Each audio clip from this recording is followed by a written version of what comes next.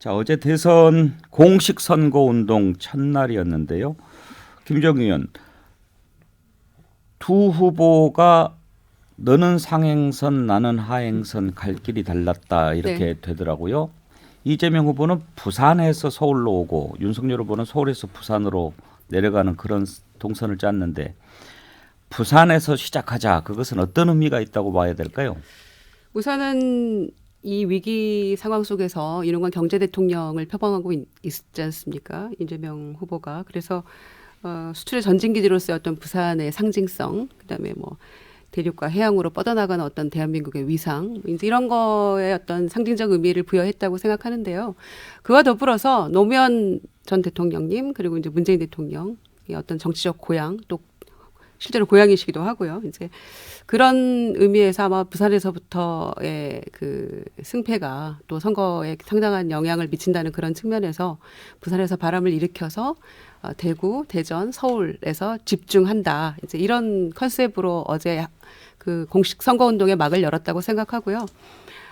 그리고 이제 여러 가지 그 후보들의 이제 첫날의 메시지가 사실은 그 22일간의 선거운동의 어떤 전체를 좌우한다고 생각하는데 이재명 후보 저는 굉장히 긍정적으로 평가를 했습니다. 그러니까 실용주의적 어떤 그 대통령을 표방했던 이재명 후보가 김대중의 정책이건 박정희의 정책이건 국민을 위한 거면 나는 다 쓰겠다. 홍준표의 정책도 채택하겠다. 예. 안철수도 쓰겠다. 이런 어떤 국민 통합 정부의 기치를 걸고 했던 그런 통합의 어떤 그런 메시지 이런 것들은 굉장히 국민들에게 긍정적으로 저는 비춰졌다고 생각을 예. 하고요. 이 위기 상황에서는 아무래도 일을 해본 사람 또 이재명 후보가 지난한 어려운 성장 과정과 어떤 역전의 어떤 용사 이런 같은 이미지를 가지고 있는데 본인이 경험했고 또 해봤기 때문에 할 수 있는 그런 그 이미지가 있다고 생각합니다. 그런 점에서 저는 이제 부산에서 시작해서 예. 마지막에 서울에서는 이제 뭐 우리 그 원팀 예. 정신을 강조하면서 뭐 이낙연 예. 또 뭐 추미애 정세균 또 송영길 대표 윤호중 원내대표 다 모여서 이제 그 고속터미널에서 마지막 예. 저녁 유세를 했는데요. 그런 원팀으로 하나 돼서 또 국민 통합을 이야기하고 하는 모습이 저는 국민들에게 좀 설득력 있게 다가가는 첫날이 아니었나 이렇게 생각합니다. 그래요. 정계남 대표님 그 그림도 상당히 괜찮아 보이더라고요. 그러니까 이재명 후보는 부산에서 출발하고 근데 이낙연 총괄선대위원장이 이제 광주에서 그렇죠. 올라오고 네. 추미애 의원은 지금 무슨 뭐 위원장입니까? 위원장이죠. 추미애 대구에서 위원장, 이제 올라오시고. 대구. 네. 정세균 전 총리는 전 총리는 전북. 전북. 이렇게 해서 이제 서울에서 딱 만나는 그런 그림. 네. 그럼 좀 그림이 되던데요. 그러니까 이 통합이라고 하는 어떤 대국민 이미지를 또 당 내에서도 보여준 것이다. 그대로 상징적으로 보여준 측면이 있어 보이고요. 역시 그 이재명 후보는 지금 막판 초 접전 양상에서 어쨌든 상행선을 탔다라는 것이 대단히 의미가 있어 보이고요. 예. 하행선보다는 상행선이 더 훨씬 어감도 좋고 이제 올라가는 일만 남은 것 같아서 굉장히 컨셉이 좋았다고 생각합니다. 아 신성문 의원 상당히 날카로운 얘기인데요. 아주 해석 좋았습니다. 하행선 의미는 어떻게 보십니까 그러면? 아니 윤석열 후보가 어제 이제 광화문 그게 청계 광장을 선택한 것은 딱 한마디로 이야기하면 광화문 시대를 열겠다는 거잖아요. 청와대 시대를 끝내고 광화문 시대를 열겠다. 다시 말하면 국민 앞에 군림하는 국민에게 군림하는 청와대에서 없애고 청와대를 없애고 국민과 함께하는 광화문 시대를 열겠다는 이제 그 메시지를 던지고자 했던 건데 뭐 저는 괜찮다고 생각했어요. 근데 저는 이런 생각이 들었어요. 쭉 하는 말씀이 이제 무능력과 부패를 청산하는 정권 교체로 심판해서 정권 교체를 이루자는 취지인데 조금은 더 갈수록 좀 세분화됐으면 좋겠다. 예를 들어서 어제 광화문에서는 윤석열 후보가 한 이야기 중에 사실은 일반인들 가슴에 와닿을 수 있는 것은 이 정부 들어서 세금은 많이 늘었는데 월급 봉투는 얇아졌다. 이런 삶 속에서 나오는 부분이 더 중요하거든요. 왜냐하면 앞으로 21일 동안 매일 정권 교체만 이야기할 수는 없잖아요. 예. 그런 저는 강론으로 좀 나가서 이야기를 했으면 좋겠다는 생각을 했고 뭐 괜찮은 거죠. 뭐 하행선이든 사행선이든. 예. 저는 어제는 양쪽 진영 다 최선을 다하는 그런 전략도 괜찮았고 네. 메시지도 좋았다고 생각해요. 그런 아이디어 싸움을 이번에 좀 주목해서 보아야 될 것 같아요. 네, 맞습니다. 근데 뭐 저는 제가 이제 약간 국민의힘 소속이니까 좀 삐딱하게 굳이 보자면 예. 일단 두 가지인데 저는 모든 분들이 이렇게 각지에서 출발해서 수도권에 모이는 게 우리 사회의 현상을 보여주는 것 같아서 약간 섭섭한 마음도 들었습니다. 무슨 말이냐면 어떤, 예. 그러니까 정말 요즘 보면 뭐 광주든 대구든 다 좋은 인재들은 다 서울로. 예, 뭐 블랙홀처럼 빨아들이고 있지 않습니까? 예. 그리고 또 한 가지는 대구에서 추미애 위원장님이 유세를 하면 과연 인기가 좋을 것인가? 그게 민주당의 득표 전략에 과연 도움이 될까라는 뭐 의문이 하나 들었고요. 윤석열 후보 관련해서는 조금씩 세분화된 메시지 방금 말씀하신 나오는 것 같습니다. 오늘 오전에도 방금 이제 광주에서 유세를 했었는데 광주에서도 광주에 어떻게 보면 좀 더 복합 쇼핑몰 문제라든지 민주당이 과연 광주 시민들의 삶에 어떤 기여를 했냐, 많은 세금을 가지고 과연 광주나 전남의 발전을 위해서 무슨 노력을 했냐, 뭐 이런 메시지들을 이제 세심하게 던지고 있어서 또 한 가지 재밌었던 거는 윤석열 후보가 이렇게 어퍼컷을 하는 이렇게 포즈가 사진이 화제가 됐어요. 예. 조금씩 이제는 정치인으로서 흥도 올라오고 있구나, 에너지가 좋아지고 있다, 이런 거 잘 봤습니다. 김유정 의원 혹시 이렇게 그 상대 쪽에 네. 패널들이 뭐 이야기를 할 때 하고 싶은 말씀 있으시면 이렇게 똑똑하시면 됩니다. 우리 제목이 1번지 네. 똑똑이니까요. 네, 알겠습니다. 똑똑하시면 되고 혹시 전하람 위원장 얘기하시는데 표정이 좀 안 좋으시던데 하실 말씀 있으신가요? 글쎄요, 저는 지금 아직 하나 되지 못한, 소위 원팀이 되지 못한 국민의힘의 어떤 내부의 상황을 봤을 때 이렇게 각지에서 함께 하고 거기서 또 모여서 또 이 집중지사를 할 수 있는 그런 인적 구성원이 있는 민주당이 훨씬 더 저는 보기에 좋지 않나 예. 이렇게 생각을 하고요. 아니, 그래서 이제 와서 이제 유승민 뭐 전 후보를 내일 만나느니 안 만나느니 이제 이런 얘기가 나오고 있지 않습니까? 그리고 최근에 홍준표 의원도 합류한 지 얼마 안 됐고요. 뭐 어제는 예 형님 뭐 이런 모습 보여주기도 하던데 저는 마치 그 검사 출신 두 분의 어떤 검사의 어떤 그 이미지를 굉장히 부각시키는 그런 모습이 아니었나. 뭐 대구 잘 해달라 이렇게 하니까 예 형님 했는데 그야말로 검사 본색을 드러낸 그런 모습으로 저는 비춰져서 이거를 국민들이 어떻게 바라보실까. 그냥 웃고 말 수 있겠나 그런 생각도 한번 해봤고요.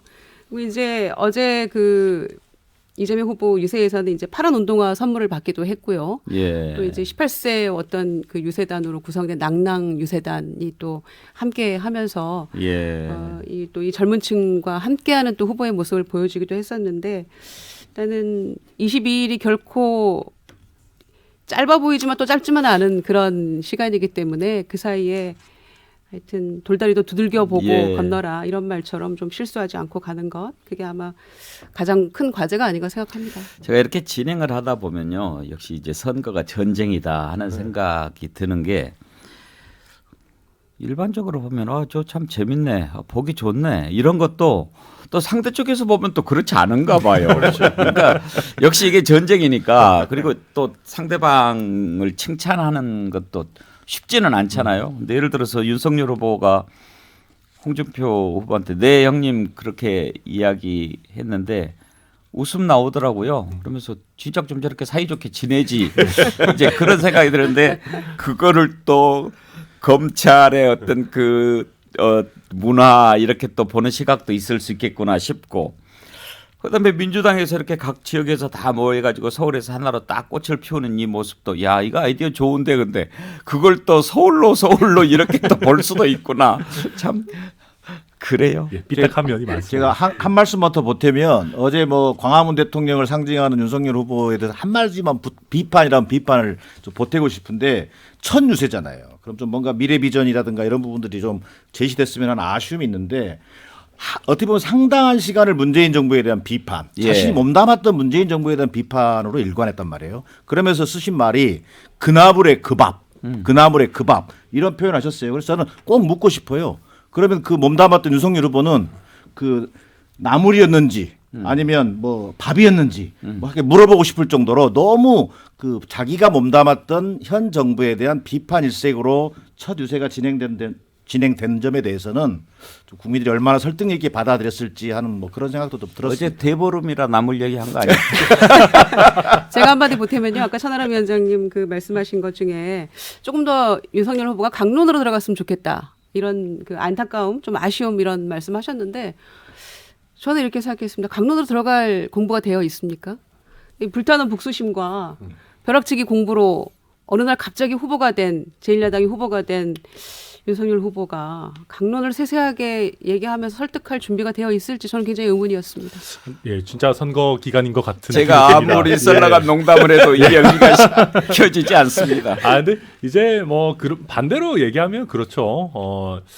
이제 그 문재인 정부의 일원이었죠. 실제 검찰총장이었고 처음에 등장할 때만 해도 굉장히 각광을 받았었는데 반대로 본인께서 발탁하신 분인데 문재인 정부에서 최근에 뭐 윤석열 후보를 감싸주진 않잖아요. 뭐 마찬가지 부분인 것 같습니다. 그리고 심지어 이재명 후보께서는 지난번 대선 때는 자기 제1 공약이 윤석열 후보 검찰총장 시키겠다라고 할 정도였으니까 이제 뭐 각자 이제 입장이 좀 바뀐 것 같고요. 저희 입장에서는 강론도 충분히 얘기 많이 하고는 있습니다. 그 뭐 제가 안타까워하는 것은 아니고 실제 TV 토론이나 이런 것들 보더라도 윤석열 후보가 굉장히 많이 준비됐구나라고 느끼는 분들도 꽤 많을 것 같고 어제 광화문 유세에서도 저희 정책들에 대해서 청년들이 각자 정책 공약을 뭐 이렇게 전달하고 그 부분을 또 윤석열 후보가 받는 그런 부분들도 나왔었기 때문에 지속적으로 계속 얘기가 나올 거라고 보고 있습니다. 오늘 일정은 어떻습니까? 민주당은? 오늘은 이제 서울 집중 유세라고 봐야 되겠죠. 예. 소위 강남, 뭐 잠실 이런 데를 좀 집중적으로 순회하면서 결국은 이제 그 서울 지역에서의 어떤 여론이 어쨌든 호각지세거든요. 그 상황에서 수도권 서울 여론에서 이기는 사람이 이기는 후보가 결국은 대선에서도 이길 수 있지 않겠냐 뭐 이런 그 각오로 아마 집중하게 될 것 같고요. 특히나 서울 수도권의 그 부동산 민심이 상당히 이반되어 있지 않습니까? 예. 그리고 또 내노란불 정권에 대한 어떤 비판 이게 상대적으로 굉장히 강도가 높은 곳인데 이 속에서 어쨌든 그 이런 경제적 위기 상황, 나라의 위기 상황 속에서 위기를 극복해낼 수 있는 유능한 경제 대통령의 이미지를 적극적으로 부각시키겠다라는 게 오늘 요새 컨셉인 것으로 오늘 보여집니다. 그래서 서울 집중. 지금 신성범 의원은 선대위 뭐 안 맡고 있죠? 네. 한 걸음 비껴서 있으니까 천하람 위원장한테 물어봐야 되겠네요. 오늘 원래 윤석열 후보 유세 일정이 광주에서 광주? 예. 출발해서 원주로 가는. 예, 전주 들렀다가 청주 들렀다가 원주로 가는 일정입니다. 그러면은 천안에 조문을 간다고 그러는데 당초 동선에서 조금 변경이 있겠네요. 아마 일정을 마치고 저녁 때 가는 것 같은데 원주 원주에서? 일정을 소화를 할지 여부는 조금 지금 조율 중인 걸로 저도 알고 있습니다. 예. 8시 반이니까. 예, 밤에 가는 걸로 돼 있군요. 네 맞습니다. 그러면은 X자가 되는 거 아닙니까 지금? 그렇죠. 서울에서 부산으로 갔다가 광주에서 원주 쪽으로 가는 동서남북인데. 네 맞습니다. 이제 또 최근에 지난 주말에는 공식 선거운동 기간 전이긴 했습니다만은 그 열정 열차죠 공식 명칭은 열차를 타고 이제 전라선은 한번 쭉 돌았지 않습니까? 이제 뭐 전주, 뭐 남원, 순천, 여수를 쭉 왔었기 때문에 광주 같은 경우에도 뭐 지난번에도 굉장히 자주 가고 계십니다만. 아무래도 호남 민심이 최근 좀 탄력을 받고 있다라는 게 저희 내부에서도 그렇고 여러 여론조사 데이터에서도 나오고 있기 때문에 예. 물 들어올 때 노져야 된다라는 심정으로 굉장히 열심히 하고 있고 이준석 대표도 또 조만간 호남을 찾을 걸로 그렇게 알려지고 있습니다. 예. 똑똑하면 되는 거죠. 네. 네. 호남 말씀하셔서 제가 한 말씀 드리겠는데요. 윤석열 후보가 이제 설 연휴 지나고 이제 호남에 굉장히 공을 많이 들이고 있죠. 여러 차례 호남 갔었고요. 설 연휴 지나서 무등산을 빗대어서 얘기를 하더라고요. 후덕한 무등산처럼 통합과 신뢰 정치를 하겠다 이렇게 공언을 했습니다. 그런데 그 뒤에 이어진 게 적폐 수사, 보복 정치 지금 이런 얘기 나오는 말들을 했었거든요. 그래서 무등산이 통곡할 일이다. 저는 이렇게 생각하고 싶고요. 과연 그런 그 태도와 그런 말씀으로 호남의 마음을 얻을 수 있겠는가. 그렇다면 저는 오산이다 이런 생각도 많이 했습니다. 그러니까 뭐 오늘의 주제가 아니라서 약간 벗어나니까 그렇긴 한데 윤석열 후보는 뭐 보복의 보자도 꺼낸 적이 없습니다. 그러니까 이게 뭐 만약에 어느 정권이든 정권을 막론하고 적폐가 있으면 수사가 진행되고 법에 따라서 원칙에 따라 처벌돼야 된다라는 원칙론을 얘기한 거다 정도로 말씀드리겠습니다. 예. 저도 아니 제가 잠깐만요. 이제 그 1부가 끝날 시간이라서 이제 1부 끝날 시간이 이렇게 또 뜨거워졌습니다. 2부에서 계속 그러면 국민의힘 윤석열 후보의 호남 공약 부분 과연 호남 민심의 변화가 있을 것인지 한번 짚어보도록 하지요. 네, 1번지 똑똑 정기란 민주당 선대위 대변인, 신성범 전 새누리당 국회의원, 김유정 민주당 선대위 국민통합위원회 수석 부위원장, 천하람 국민의힘 순천갑 당협위원장 네 분과 함께하고 있습니다.